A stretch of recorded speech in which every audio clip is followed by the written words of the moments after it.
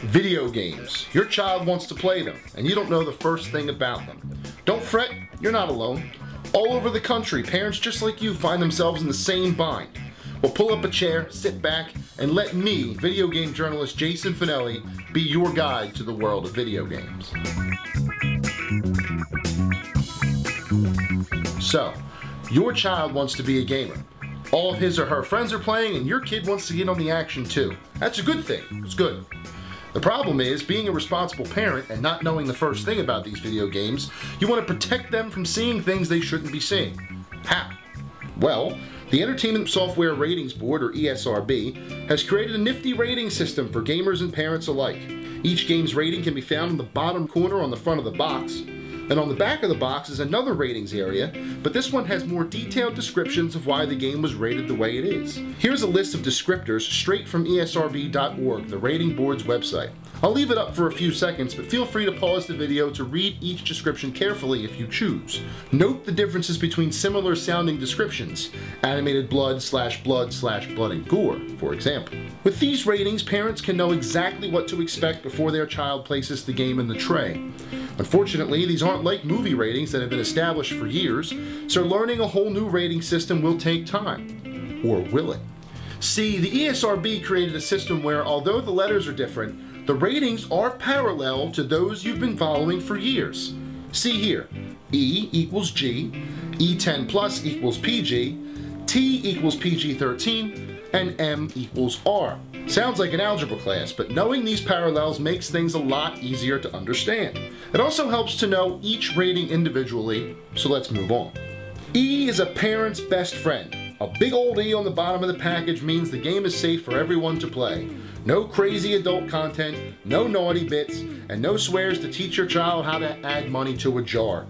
These are family-friendly games that young kids should always be encouraged to play. Examples include Mario games like New Super Mario Bros., Mario Kart, Mario Party, etc.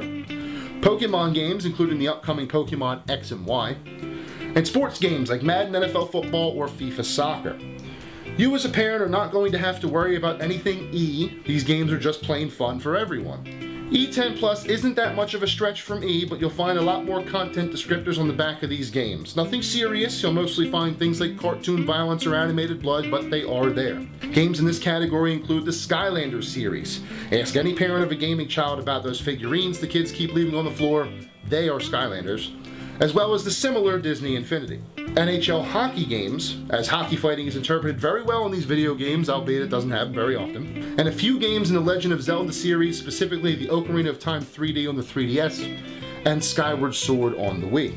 Again, these aren't too much different from E-games, albeit with some extra violence and perhaps a scare or two to make them jump, so little guys should be able to play them no problem. T for teen means exactly what it says. Games rated this way are suitable for people 13 and up. I'm confident that a large percentage of the games your child is going to want to play will fall here and the next category, as they're currently the most successful games available. I wouldn't be surprised if you've already heard a few of the names. The Street Fighter series, the recent Batman trilogy including Arkham Asylum, Arkham City, and the upcoming Arkham Origins, and the WWE Wrestling series including the upcoming WWE 2K14. The content descriptors on the back will be the saving grace for most of you here, as you'll be able to see exactly why the T was given, perhaps asking an employee to elaborate on a particular descriptor. Be ready for violence, be ready for some blood, and perhaps some language. Not strong language, but language. This is the part where children across gaming start to curse my name, as I'm going to lift the curtain on their big secret. Head over to your child's pile of games right now. I'll wait. Take note of how many M's you see.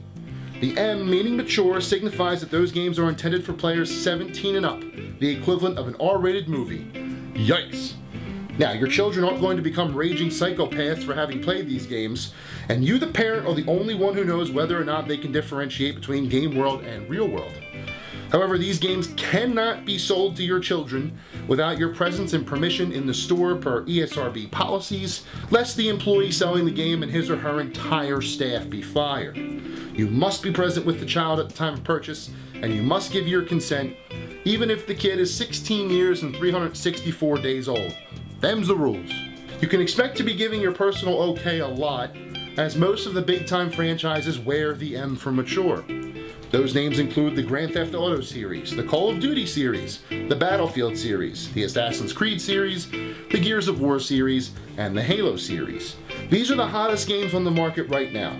The upcoming games in these series have the most hype surrounding them, and avoiding any advertising for these games is going to be nigh impossible, as I saw Grand Theft Auto 5 being advertised during the football games.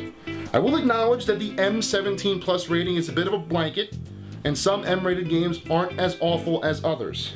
For example, in Halo, there's no visible dismemberment, no exploding body parts when hit by a grenade or missile.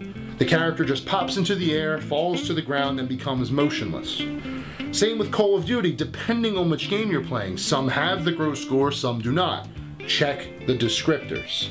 There are some other ratings, but they're so far to the extreme that it's not worth spending a whole lot of time on. EC, or early childhood, is given mostly to educational games, while adults only, or AO, is the NC-17 of video games. However, any game that gets the AO loses the right to be sold on any video game consoles, so it wouldn't be found on a store shelf anyway.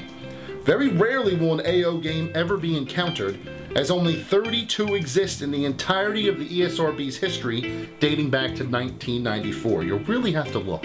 That's a brief rundown of the video game rating system provided by the ESRB. Now you'll be able to see a game's rating every time you hit a store. As I have spent almost 5 years in the trenches of video game retail, you have no idea how ahead of the game you are now just for having this knowledge.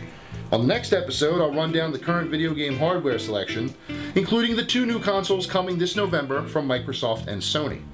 If your child wants to play the games, they're going to need something to play it on, right? Before you go, leave me any additional questions or suggestions you have in the comments below, and I'll try to answer there or on the next episode. Also, if you're one of those hip parents that's all about the social media, feel free to tweet me comments or questions at BigManFanelli. Thank you so much for watching, and I really hope you learned something about them console and video games today. Responsible gaming is good gaming. Until next time.